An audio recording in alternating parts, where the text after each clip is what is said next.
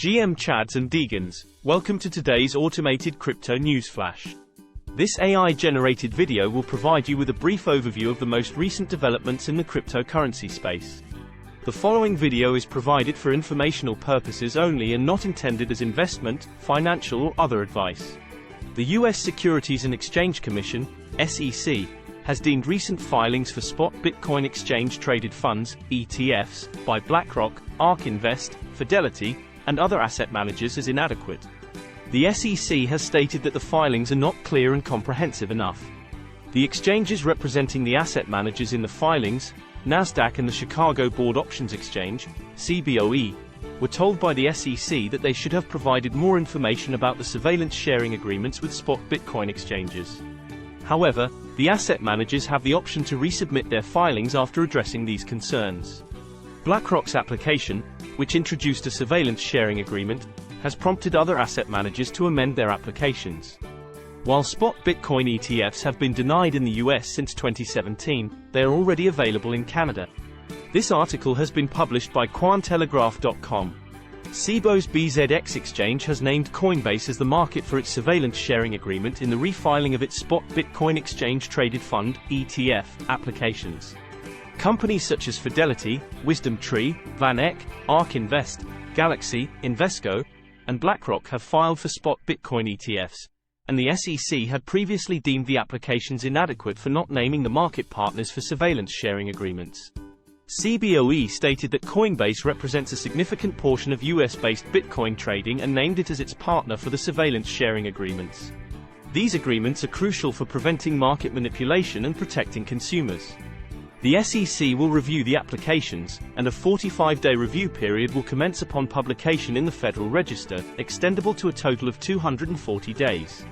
The SEC's recent lawsuit against Coinbase may complicate the process, and whether Coinbase is considered a significant, regulated market for Bitcoin remains to be seen. This article has been published on Coindesk.com.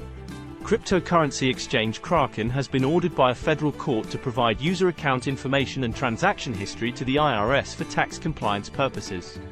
The order is part of a broader crackdown on crypto and requires Kraken to share significant user data with authorities.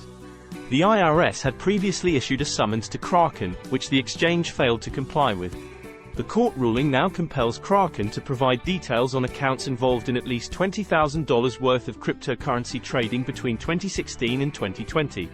While Kraken has criticized the summons, arguing it goes beyond the Coinbase case, the court order mandates the exchange to turn over various user information and transaction data. However, some of the IRS's requests were rejected by the judge as being too broad.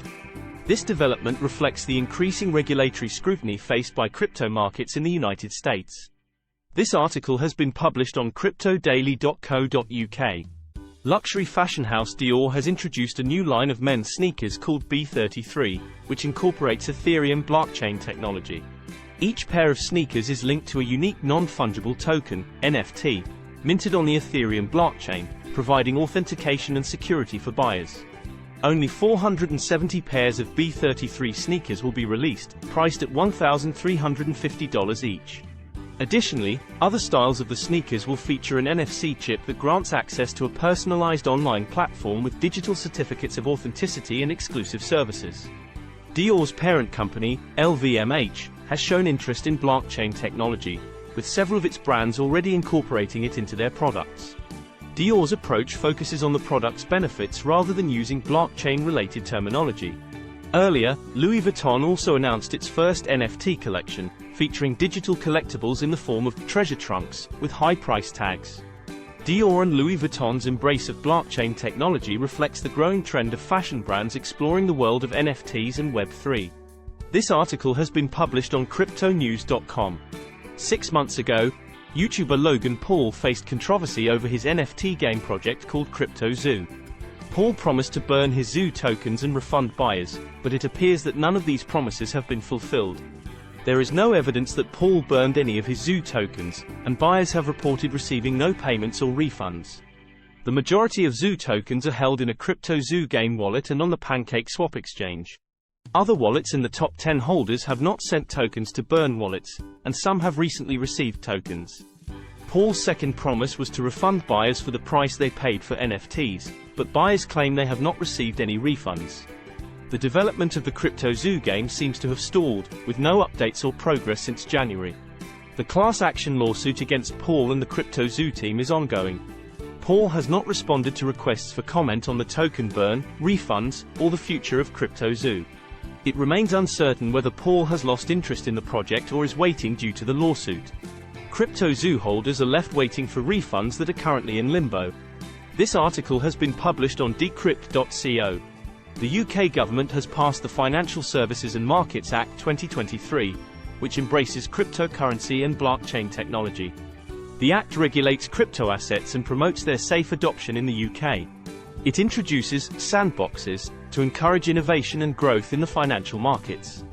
The legislation also grants the UK control over its financial services rulebook, allowing for tailored regulatory adjustments. The Act facilitates the implementation of the Edinburgh reforms to make the UK a competitive financial services hub. This move positions the UK as a global leader in the crypto asset space and is expected to attract blockchain and crypto businesses, reinforcing the country's fintech hub status. The Act is projected to unlock £100 billion for productive investment and demonstrates the government's belief in the economic potential of innovative technologies. This article has been published on Blockchain News. That's all for today, folks. If you liked this crypto news flash, consider helping out the channel by liking the video and subscribing to the channel. All links to the articles mentioned in the video can be found in the description. Thanks for watching.